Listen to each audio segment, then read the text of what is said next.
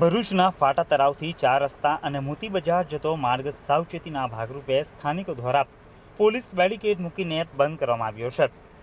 મેઘરાજાની અનરાધાર બેટિંગથી ભરૂચ જળબંબોળ થયું છે। મોડી રાત્રેથી વરસતા મેઘના પગલે જનજીવન ખોરવાયું છે। જાહેર માર્ગો બેટમાં ફેરવાતા નીચાણવાળા વિસ્તારમાં પાણી ભરાયા છે।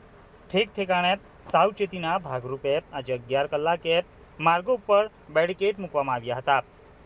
ભરૂચમાં ઓરેન્જ એલર્ટને પગલે વહેલી સવારથી જ સમગ્ર ભરૂચ જિલ્લાને મેઘરાજા ગમરોડી રહ્યો છે। બંગાળની ખાડીમાં સર્જાયેલું લો પ્રેશર મધ્યપ્રદેશ થઈને ગુજરાત તરફ આગળ વધી રહ્યું છે, જેથી રાજ્યના કેટલાક વિસ્તારોમાં 26મી જુલાઈ સુધી સતત 4 દિવસ ભારેથી અતિભારે વરસાદની આગાહી હવામાન વિભાગ દ્વારા કરવામાં આવી છે। ભરૂચ શહેર વિસ્તારના ફાટા તળાવથી 4 રસ્તા અને મોતી બજાર જતો રસ્તા ઉપર પાણી ભરાઈ જવાના કારણે રસ્તો બંધ કરવાની ફરજ પડી છે। જ્યારે ભરૂચ શહેરને જોડતા અંડરપાસ ગરનાળામાં પણ વરસાદી પાણી ભરાઈ જતા જેના કારણે લોકોને ભારે હાલાકી વેઠવાનો વાર આવ્યો હતો।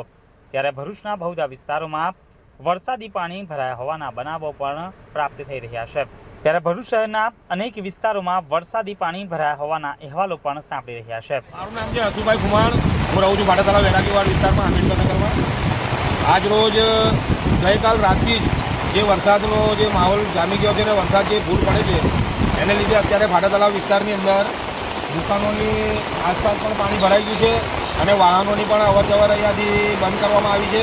અમે લોકોએ આજે પોલીસ તંત્ર તરફથી જે મૂકવામાં આવેલા હતા એ ગેટને પણ અમે ખોલીને અહીંયા રસ્તો બંધ કરેલો છે। અત્યારે વરસાદ ચાલુ જ છે અને પાણી એટલું બધું ભરાઈ ગયું છે કે સાધનો પણ આવતા જતા અહીંયા બંધ થઈ ગયા છે અને